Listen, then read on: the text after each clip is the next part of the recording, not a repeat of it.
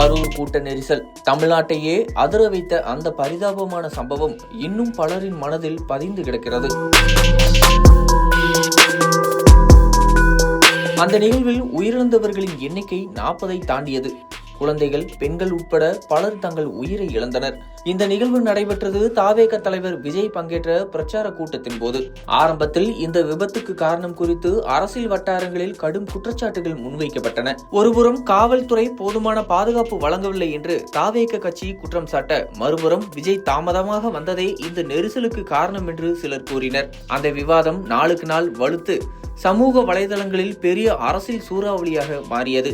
தற்போது இந்த சம்பவம் குறித்த வழக்கை சிபிஐ விசாரித்து வருகிறது.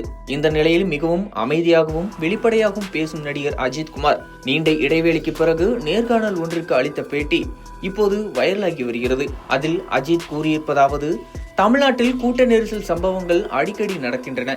இதற்கு ஒரு தனிநபர் மட்டும் பொறுப்பல்ல. இது ஒரு கூட்டு தோல்வி. காவல்துறை, மீடியா, ரசிகர்கள், அமைப்பாளர்கள் அனைவரும் இதில் சமமான பொறுப்பை ஏற்க வேண்டும். நானும் கூட இதற்கு பொறுப்பானவன் தான் என்று கூறினார். நமது சமுதாயம் மாறிவிட்டது. ஒரு நபரின் செல்வாக்கை காட்ட கூட்டம் சேர்ப்பது என்ற நடைமுறை இப்போது முடிவுக்கு வர வேண்டும். கிரிக்கெட் போட்டியோ கபடி ஆட்டமோ நடந்தாலும் அங்கு ரசிகர்கள் கட்டுப்பாடுடன் இருப்பார்கள். ஆனால் சினிமா நிகழ்வுகளில் மட்டும் இது வேறு மாதிரி மாறிவிடுகிறது. இது சினிமா துறையை தவறாக காட்டுகிறது என்று கூறியுள்ளார். அஜித்தின் இந்த கூற்றுகள் பரவலாக பேசப்பட்டு வருகிறது. ஆங்கில தொலைக்காட்சிக்கு அவர் அளித்த பேட்டி ரசிகர்களிடையே பேசுபொருளாகியுள்ளது.